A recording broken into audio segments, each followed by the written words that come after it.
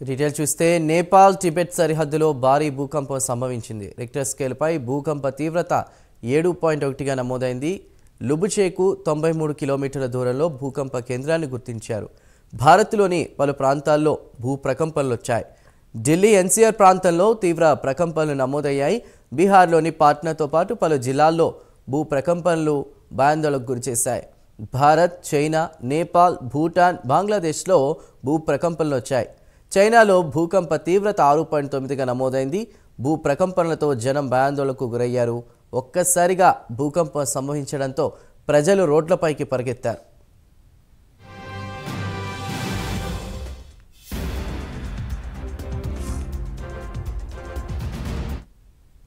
ఇక భూకంప తీవ్రతకి సంబంధించి మరింత సమాచారాన్ని మా నేషనల్ బ్యూరో చీఫ్ కళ అందిస్తారు.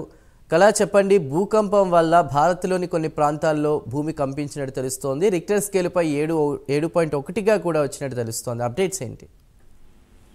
చందు, ఈ రోజు ఉదయం 6:35 చైనా అంటే టిబెట్ నేపాల్ భాగంలో ఉన్నటువంటి జిజాంగ్ అనేటువంటి స్థలము, ఈ స్థలం కేంద్రంగా ఈ రోజు ఉదయం 6:35 భూకంపం సంభవించినట్లుగా నేషనల్ సెంటర్ ఫర్ సిస్మాలజీ ఈ తీవ్రతనంతటిని కూడా వెల్లడించింది. అయితే ముఖ్యంగా ఈ భూకంప తీవ్రత అటు చైనాలో కానీ ఇండియాలో కానీ కొన్ని ప్రాంతాల్లో మాత్రం తీవ్రమైనటువంటి ప్రభావం చూపించింది. కానీ ఎక్కడా కూడా ఇప్పటి వరకు ప్రాణ నష్టం జరిగినట్లు కూడా ఇంకా ఇప్పటి వరకు కూడా ఇన్ఫర్మేషన్ రాలేదు.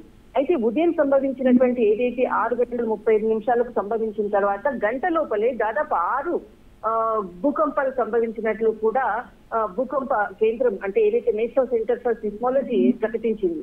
అయితే ఇక్కడ మనకు ఏదైతే ఉదయం సంభవించినటువంటి భూకంపంతో ఢిల్లీలో ప్రాంతాలు, అటు బీహార్ ఉన్నటువంటి కొన్ని ప్రాంతాలు, నేపాల్ లో ఏదైతే ఎత్తు ప్రాంతాల్లో ఉన్నటువంటి ఇండ్లు తీవ్రంగా అంటే కంపించడంతో వెంటనే అక్కడ ఉన్నటువంటి ప్రజలందరూ కూడా భయభ్రాంతులకు గురై బయటికి వచ్చినటువంటి సందర్భాలు కూడా అక్కడ పబ్లిక్ అంతా కూడా చెప్తున్నటువంటి సందర్భాలు.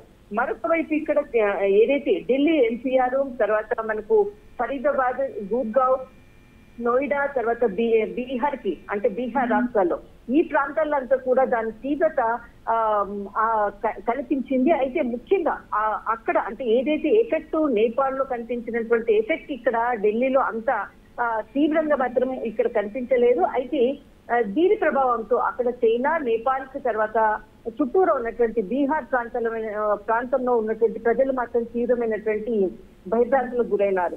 అయితే ఉదయము ఒక గంటలో 6 సార్లు కంపించినట్లుగా అంటే ఏదైతే భూకంప కేంద్రము ప్రకటించింది. అయితే ఇప్పటి వరకు కూడా ఉదయము జిజాంగ్ ప్రాంతం నుంచి 4.7, తర్వాత మరికొద్ది సెకండ్లలోనే 4.9గా మరొక రెండో భూకంపం కూడా సంభవించడము.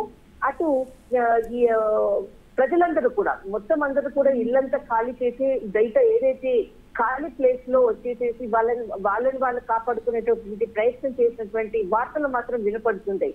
కానీ ఎప్పుడు కూడా మనకు ఈ చైనా తర్వాత ఈ నేపాల్ సరిహద్దులోనే దాదాపు ఒక 6 నెలల క్రితం కూడా ఇలాంటి భూకంప తీవ్రత అంటే 6 తీవ్రతతో వచ్చినటువంటి భూకంపము దాదాపు 6 నెలల కిందట కూడా వచ్చింది. అప్పుడు కూడా ఇది మనకు నేపాల్ కి తర్వాత బీహార్ కి ఈ సరిహద్దుల్లోనే ఈ భూకంపం వచ్చింది. కానీ గత 29 సంవత్సరాలు అంటే ఎప్పుడు కూడా ఇంత తీవ్రతతో వచ్చినటువంటి భూకంపం మాత్రం గత 29 సంవత్సరాలు ఇది మొట్టమొదటి భూకంపం అని చెప్పవచ్చు.